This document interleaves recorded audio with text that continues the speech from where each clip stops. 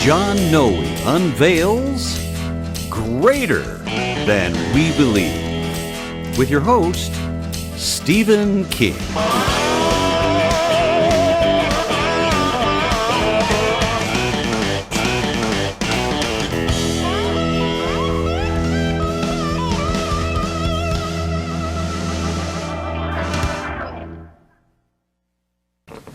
Well, hi there. Greetings. We're glad you came to see us again today. My name is Stephen King. This is my friend John Noe. We are doing a continuing Bible teaching series here. The name of our series is Greater Than We Believe. We have, for the last 5 weeks, been actually highlighting some videos from an old TV series back in 2014. At that time, on TBN, the church channel, there was Dr. John, excuse me, I keep saying John, I'm thinking of you, Dr. Lynn Hiles, I should say, who had this program called That You May Have Life.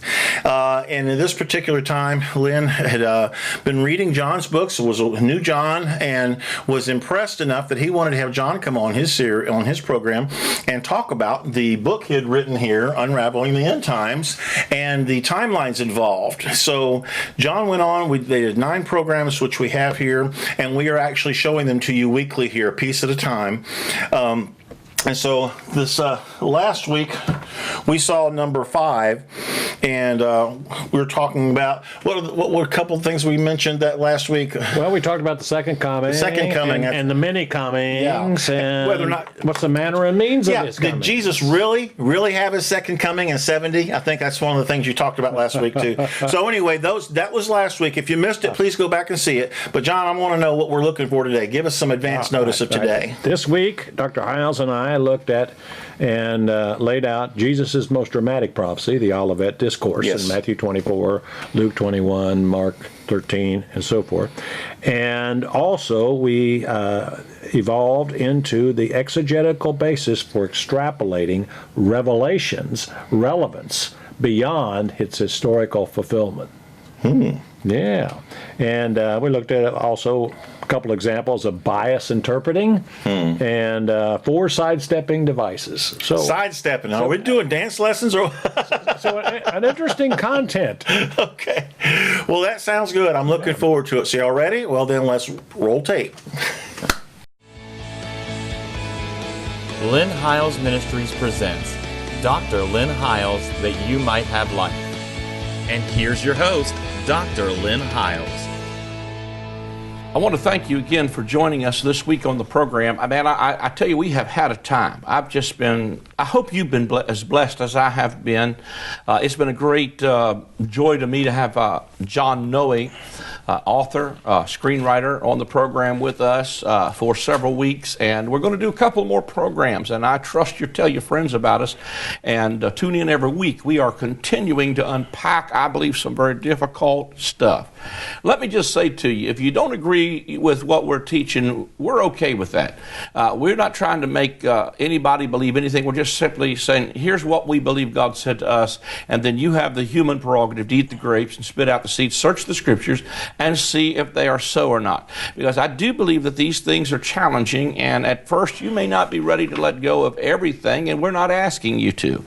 We're asking the Holy Spirit to be the teacher. We're just trying to offer an alternative here. But we've been sharing some things that are without a doubt. Eschatology is one of the most divisive subjects on the planet. And we're not trying to make enemies. And like I said, if you don't like what we're saying now, just stick with us. After a little while, I won't be teaching eschatology. We'll be back on some of the grace issues and some of that. But I believe that if we don't understand that a lot of the last days scriptures and end of the age scriptures, we're dealing with the end of the age of the law. If you don't really see that, it's not going to be able to really catapult you into a new covenant paradigm of grace.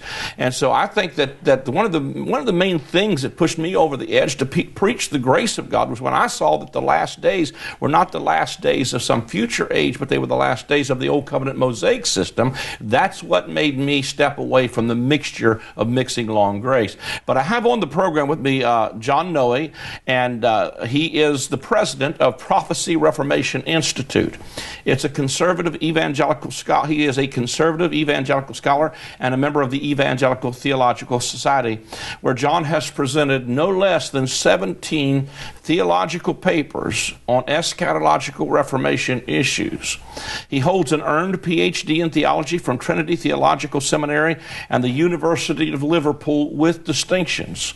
He's the author of several trade-published books, including, and the one we're talking about a great deal, Unraveling the End, a balanced scholarly synthesis of our competing and conflicting end-time views. And you can get this book on Amazon.com. And he also wrote one called The Greater Jesus, The Perfect Ending of the World, Off-Target Principles for High Achievers. All of them are available, and other books are available on Amazon.com. John is also a screenwriter. He's an award-winning entrepreneur and a past 20-year member of the National Speakers Association. He's been featured on numerous television programs and radio programs, including CNN's Larry King Live and CBN's 700 Club. He's climbed mountains around the world and lives in Indianapolis with his wife, Cindy, who was a former state representative. And it is a great honor to have you on, John. That is some pretty powerful credentials behind what we're saying. And I say that, those aren't just ego boosters, but to let people know that these are things that are absolutely studied on a college level. This is not some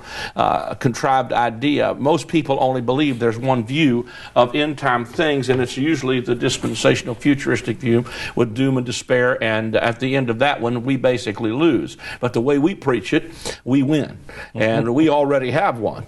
And so we want to talk about in this segment Jesus' most dramatic prophecy.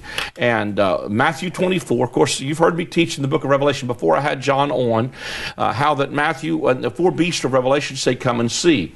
And I showed you in a former segment how I believe that those represent, one of the things they represent was the four Gospels, Matthew, Mark, Luke, and John. And all of these beasts say, come and see. I submit to you that John is the Apostle John is the only one of the four Gospels that does not have an Olivet Discourse. Okay. And so I personally believe that the book of Revelation is John's expanded Olivet Discourse, so that the seals that are open in the book of Revelation and the catastrophes that are poured out with famines and wars and earthquakes and all of these things are the fulfillment of Jesus' most dramatic prophecy that are not in our future, but are fulfilled in 70 A.D. And so, John, I want you to take, it's great to have you back on the program, and I want you to talk about Jesus' most dramatic prophecy and how that fits in with all of the stuff that we've shared. Well, good to be with you again. Yeah. We've had quite a time already. We've had a good time. And we've been through quite a bit of the Bible. Yeah. And you just took us to the last book of the Bible. In fact, I totally concur that the book of Revelation presents a fourth version of the Olivet Discourse, but there's a major difference in that it does cover this same time frame, but it is more than that. Yes. So while Luke's version and Mark's version and Matthew's version, covers this time period here, the book of Revelation covers this time period and more. Yes. And the reason for that is because we have the exegetical basis in the book of Revelation to extrapolate the relevance of this time period, this appointed time of the end, which is unique. I mean, there was only one appointed time of the end. There's only one cross. There's only one birth of Jesus. One sacrifice. One sacrifice. But the relevance of this is extrapolated for us and extended with ongoing effects, and we see that in Revelation chapter 10, where right in the middle of Revelation, where John is told to do this unbelievable thing. He's told, Eat this book, Lynn. Yeah. You want ketchup on this? Yeah. I mean, it's a grotesque. He's told there in chapter 10, verse 9, so I went to the angel and asked him to give me the little scroll. Now, this was the one that was given to Jesus in Revelation chapter 5 that has all this stuff in it, that's unfurled. And he said to me, take and eat it. It will turn sour in your mouth, but it will be as sweet as honey. I believe that's because of the blessings and the cursings, the judgments and so forth for that. I took the little scroll from the angel's hand and ate it. It tasted sweet as honey in my mouth, but when I had eaten it, my stomach turned sour. Then I was told, you must prophesy again. About who? About many peoples, nations, languages, and kings. Lynn, that is a totally different audience than to who the book of Revelation was written to in the first place. It was written to the 7 churches in Asia Minor. This gives us the exegetical basis for extrapolating the relevance of the whole prophecy of the book of Revelation beyond its appointed time of the end fulfillment, as a fulfillment of the Olivet Discourse and a fourth version of the Olivet Discourse, ongoingly. So what we see... For instance, and correct me if I'm wrong, for instance, the kingdom has come, but continues to come. Oh, yes. And not only Jesus continues to come, but continues to come. But it's a kingdom to whose increase there shall be no end. Isn't that incredible? Of the increase of his government and peace. There shall be no end. No. And so some of the things we see in how Jesus here is operating in this first century dynamic that's going on here in fulfillment, he is still doing this kind of stuff in his sustaining of his creation. So the comings we see, for example, in chapters 2 and 3 are still happening. The coming we see, cloud coming in judgment. Jesus can still judge peoples and nations and individuals. And some of these comings you wouldn't want to have happen to you. These trumpets are still sounding. These seals are still unsealed and operative. These bowls are still being poured out. And who's doing it? Jesus, the King of Kings and the Lord of Lords, because he told us that all judgment was turned over it's almost to like him. It's almost like salvation is a completed one-shot deal here with ongoing effects to every man, woman, boy, and girl from there on. So the book of Revelation is the fourth version of the Olivet Discourse, but it's more. Yeah. And that's the point I want to make. Okay. The Olivet Discourse. Jesus presented this the week before he was crucified, standing on the Mount of Olives. That's why it's called the Olivet Discourse. It's his longest, it's his most dramatic prophecy. There is so much confusion about this, like there are, like Daniel, like there is of the book of Revelation. Well, dittos here too. I'm going to show you an example of blatant bias interpreting. If you will go to, and our viewers, go to Matthew chapter 23. Jesus has just gone through the temple and casting 7 woes on the Pharisees there. And he comes out and he's telling them, like in verse 35, well, he's calling them snakes, brood of vipers. I mean, this is not, You've killed the prophts, you stoned the ones that were I mean, he's letting them have it, with 2 barrels of a shotgun. And so upon you will come all the blood, and so forth, so forth, so forth. And then in verse 36, he says, I tell you the truth. All this will come upon this generation. Now, Jesus is going to use that language again. In context. In the same chapter. context, But if in most audience relevance here is very important. Everybody wants to jump out of context here. So keep that in mind. So there's where he uses it right there. And then he says in verse 38, look, your house is left to you desolate. Now that's what we're talking about here. This would be when the power of the holy people has finally been broken. When would that be? Well, when that old covenant system was stone by stone removed, and it finally reached its point of desolation there. So now we go into Matthew 24, and the disciples are leaving the temple. As they were walking away, then the disciples came to him to call his attention to the buildings. Now this was one of the most magnificent structures in the ancient world, if not the, on a hill. I mean, it was just huge. It wasn't just a temple, it was a whole temple complex and the buildings. And he says, you see, he said, I tell you the truth, again there's old language, not one stone will be left on another, every one will be torn down. So then they go across the Kidron Valley and up the other side on the Mount of Olives, where you can look out and you can see the whole temple complex from across that valley. And Jesus was sitting on the Mount of Olives. The disciples came to him privately and they said, tell us, when will this happen? That means, the stone by stone. When will this happen? What will be the sign of your parousia coming? Notice it needs a sign. And the end of the age. Not world, but end of the age. And then he just goes into this long description about the end of the age, the gospel being preached in all the world, the end coming, the abomination of desolation standing in the holy place. His hearers are to flee for the lives, a great tribulation unequaled in history, false prophets and false messiahs coming, the coming of the Son of Man, the sun and the moon being darkened, stars falling from the sky, and heavenly bodies, a sign of the Son of Man appearing in the sky, the Son of Man coming on the clouds, and this generation not passing away until all these things have happened.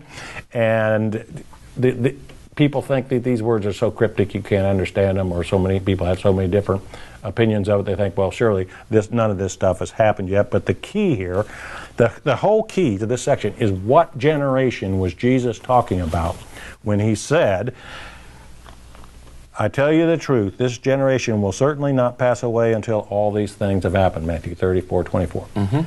Well, now I want to show you an example of blatant bias interpreting. In many Bibles, that passage there has a footnote to it. And it says that what Jesus really meant was this generation meant race or a type of people. That's the big argument, is they tell you, no, that means the race, not generation. That's what they tell you.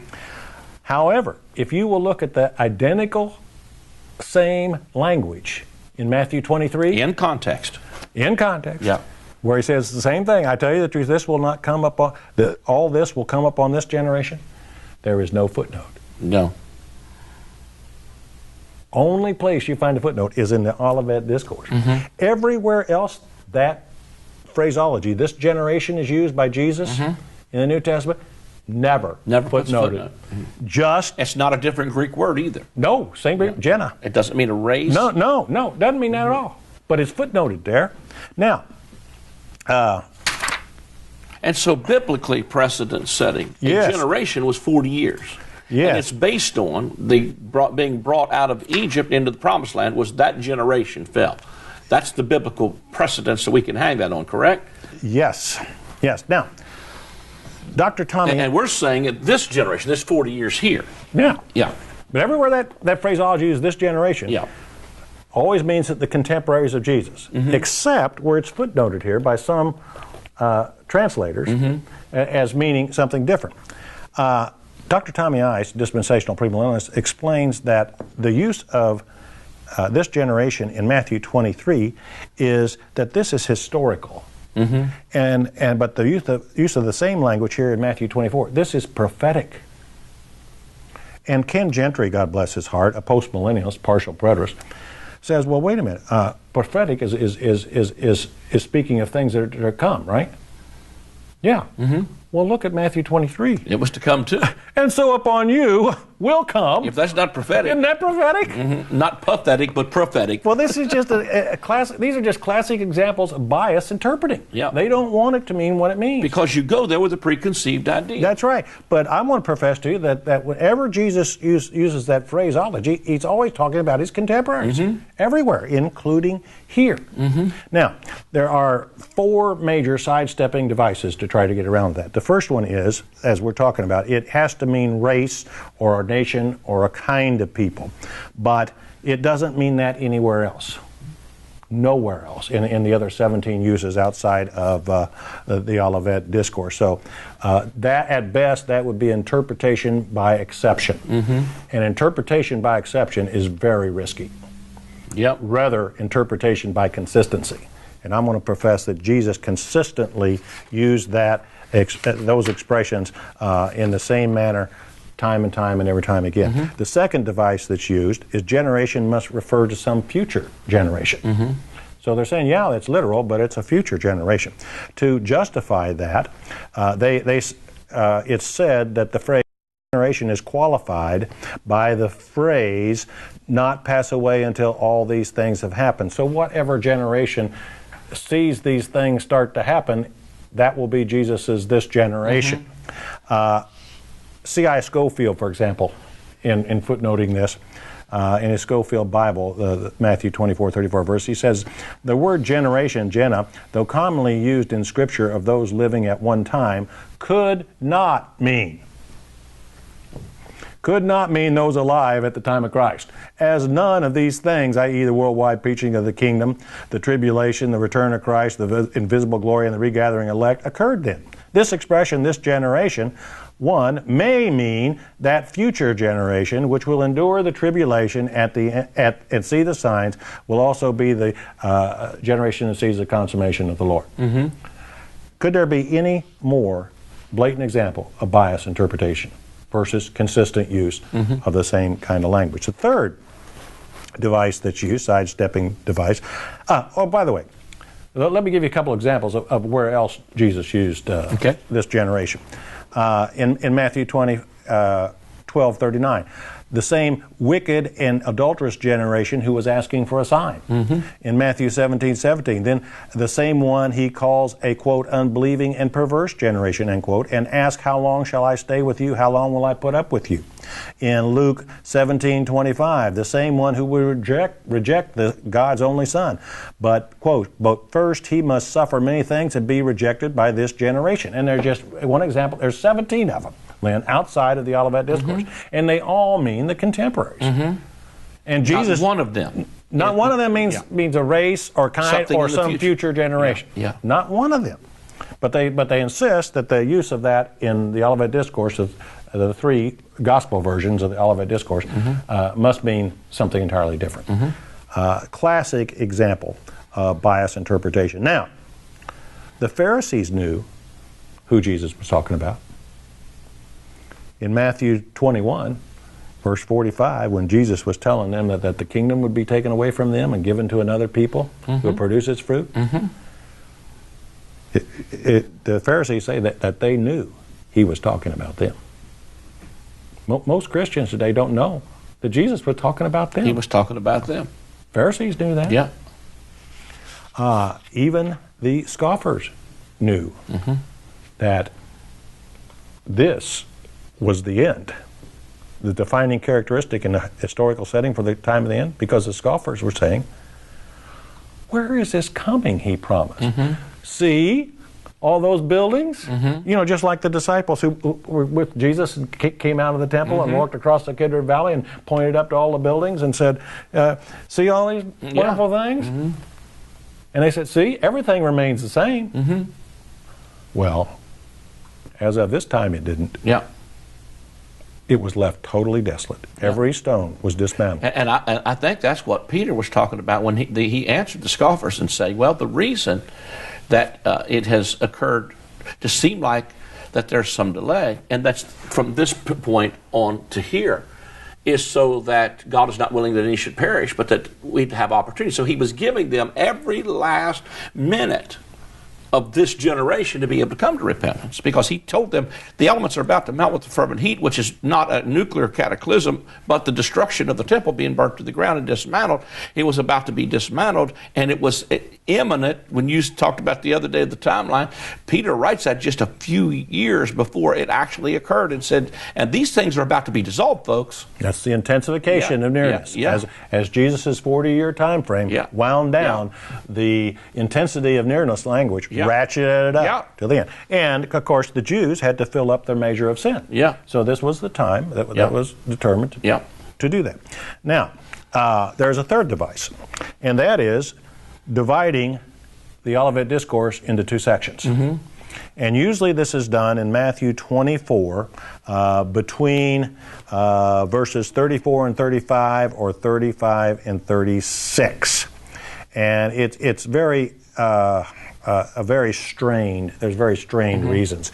But they say that, this first part, was historical and what happened in AD 70, but this second is the ultimate and final fulfillment. R.C. Sproul, again, explains it like this. He says, so we have a parousia here in AD 70, but it wasn't the parousia. When I was asking him about this, he and I got together a couple times at some CBA functions, Christian Booksellers Association functions, and he told me that he'd been reading some of my books, The Apocalypse Conspiracy, which was an old book that's out of print now, He said, John, let me tell you, and by the way, R.C. had just come out with his book, which I totally recommend, called The Last Days According to Jesus. This is in 1998. Excellent book. I actually have that. Yeah. Excellent book. And he says, John, let me tell you how I look at eschatology. He says, I have two columns. One column is AD 70, what happened in AD 70. And the other column is my end of time column. And he says I've really evolved in my understanding of eschatology over the years. And what So have I. Yeah. so have we all. Yeah. He says, what I found I'm doing, I keep taking things out of my end of time column and putting them over here in my AD 70 column. But then he shook his finger at me and said, but I still have a few things in my end of time column. And I said, R.C., do you know what the Bible has to say about it end of time? He said, yeah, I know. Nothing. It's not the end of time, it's the time of the end. And that's one of the issues we get into in the synthesis treatment, is that there are false paradigms that drive all four of the major eschatological views, and they force a dichotomized hermeneutic. And that's what we're seeing here. So they have to. They're false paradigms. Well, we have to have something to put in the end of time column. We have to have something for Israel. We have to have something for the end of the world. So their false paradigm forces them to have a dichotomized hermeneutic. Thus, they must bifurcate the Olivet Discourse. They also must bifurcate the book of Revelation. Now, when I say bifurcate, what I mean is cut in half. You know, like the baby, the solution for the baby. Oh, I just got that sucker in half and give you this half and give you that half. Well, it's almost equivalent to that. So the dispensationalists have to bifurcate the book of Revelation between chapters 3 and chapters 4. Chapters 3 and 4 were for back then, but chapters 1 through 3 were for back then, but chapter 4 on has not happened yet. And the amillennialists, and postmillennialists, they have to bifurcate it somewhere around chapter 19 or 20 and do the same thing. That the first part belongs to back then, but the rest of it is yet to happen. Well, the problem is that the book of Revelation, as you well know, Lynn, places its time statements into both its first chapter and its last chapter, its prologue and epilogue, that covers the entire prophecy. And there is absolutely no justification whatsoever to bifurcate the book of Revelation or the Olivet Discourse or Daniel's 70 weeks anywhere. But because of false paradigms that are driving dichotomized hermeneutics, you got to put interruptions and gaps in all these things to be consistent. So what you end up being is consistently wrong and missing it. And missing the divine point of time at the end, whether you're in the book of Revelation or whether you're in the Olivet Discourse or whether you're in Daniel. And that's the mess that we're in. And that is the main reason why there's so much confusion and conflict about this area called eschatology. I think that's amazing to me. And I look at some of these things, and if you look at even all through the Gospels, not just Matthew 24, but many of the parables where Jesus would say, a certain man had a vineyard, let it out to husbandmen, and he sent then his servants to see how the vineyard's gone. He sent prophets and so forth. Some of them they killed, others they, killed, others they, beat, they handled. In other words, and then he said, but the last but not least, the owner of the vineyard said, I'll send my son. Surely they'll receive my son. And they killed the owner of the vineyard. And so, the son of the owner of the vineyard. Well, anybody with any sense knows that's talking about Jesus. They killed the son of the owner of the vineyard. What do you think he says is going to happen to those evil husbandmen? Is that it's going to be taken from them and given to a nation producing the fruit. It's so in context. If you can see that it's in context, I don't know. We're going to come back. We're going to continue to talk about the Olivet Discourse, but we're out of time for this segment.